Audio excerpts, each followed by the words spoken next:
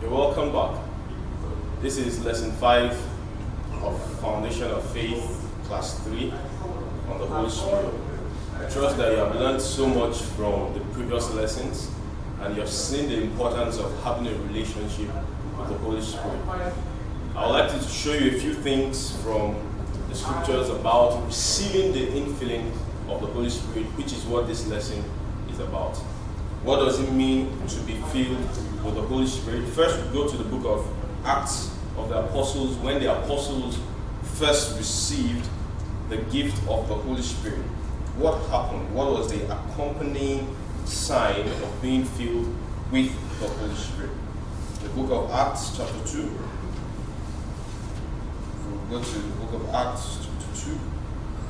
We'll begin to read from verse 1. It says, when the day of Pentecost had fully come, they were all with one accord in one place. And suddenly there came a sound as of a rushing mighty wind, and it filled the whole house where they were sitting. Then there appeared to them cloven tongues as of fire, and one sat on each of them. And then they were filled with the Holy Spirit, and they began to speak with other tongues as the Spirit gave them utterance. So here we see on the first occasion where the apostles received, and of course the disciples, because it wasn't just the apostles, when they received the Holy Spirit, they were filled and they began to speak with other tongues.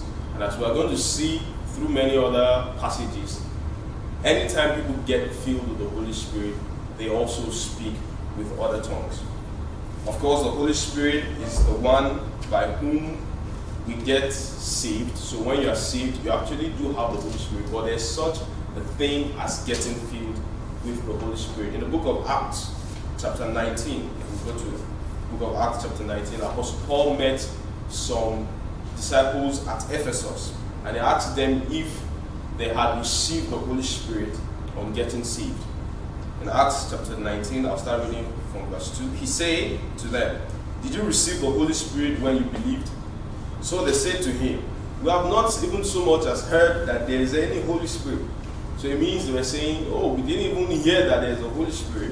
And he said to them, "Into what then were you baptized?" And they had that conversation.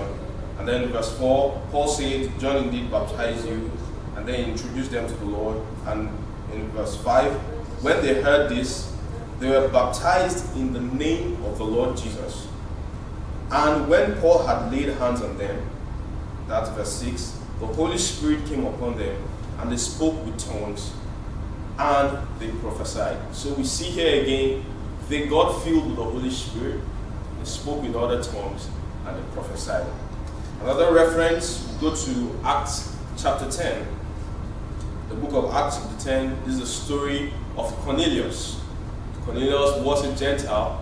At that time, the apostles weren't so accustomed. As a matter of fact, in the Bible, the first record of Gentiles getting saved was Cornelius. And so when he was going to get saved, the evidence or how they knew that God had opened the door of salvation to the Gentiles was actually that when Cornelius got saved, he also got filled with the Holy Spirit, and they saw an important sign. So in Acts chapter 10, I'm going to read very quickly. In verse 44, after Peter had preached to the whole household, the Bible tells us in verse 44, while Peter was still speaking these words, explaining who Jesus is and how to be saved, the Holy Spirit fell upon all who heard the word, and those of the circumcision who believed were astonished. And many as came with Peter, because the gift of the Holy Spirit was poured out upon the Gentiles also. So they noticed that the gift of the Holy Spirit was poured out on the Gentiles, and they saw a sign. That's how they knew that they had received the Holy Spirit. It says, for they heard them speak with tongues and magnify God. So they heard them speaking with other tongues and magnifying God.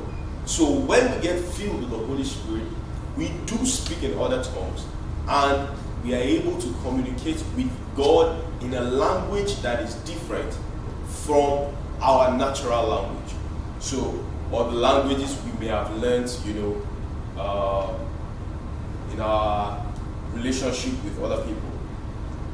In the book of 1 Corinthians, very quickly, Apostle Paul wrote a very interesting treatise about tongues in that passage. And it is important to see a few of the things that he said. He says, I'll read from verse 1. Pursue love and desire spiritual gifts, but especially that you may prophesy. In verse 2 it says, for he who speaks in the tongue does not speak to men, but to God.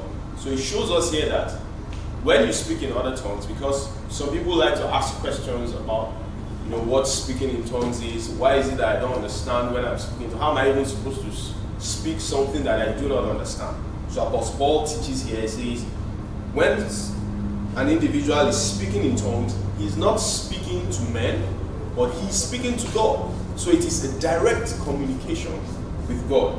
It is the Spirit of God giving you words to say, and then you speaking those inspired words by faith and understanding that connects you directly to God, not to men, not to any intermediaries, but to God himself.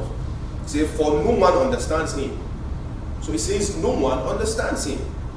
However, in the Spirit, he speaks mysteries. That's very important to understand.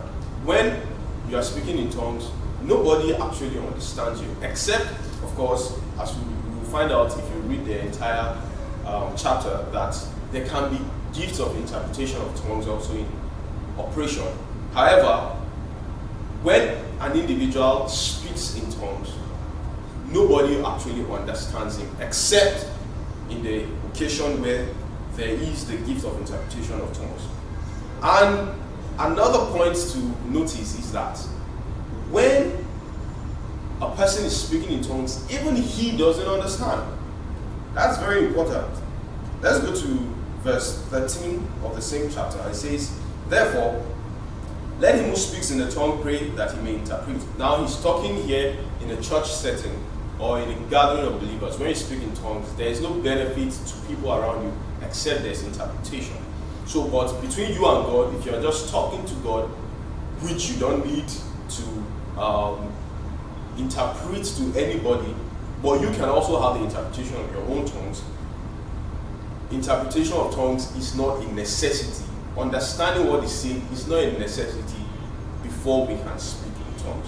So in verse 14, Paul says, for if I pray, so he's talking about himself now, in a tongue, my spirit prays. If I pray in tongues, my spirit prays, but my understanding is unfruitful. What is he saying? He says, even I do not understand when I pray in other tongues. So it is completely okay if you do not understand. And as a matter of fact, the most likely thing is you wouldn't understand what you're saying when you pray in other tongues. But it is a valid gift, and it is the gift of God to you.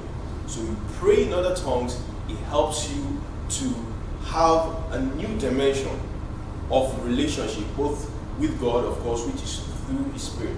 Like the way Kenneth Hagin always said, he says that praying in tongues is the key to every other spiritual gift. As you begin to pray in other tongues, begin to experience the Holy Spirit in a dimension that is more than what you may have ever experienced before. And so right now, we'd like to pray with you so you can also be filled with the Holy Spirit and pray in other tongues, because it is the gift of God unto you. I recall right now an experience or a couple of experiences where I've had to pray with people over the phone, to receive the infilling of the Holy Spirit. You do not have to be in a church.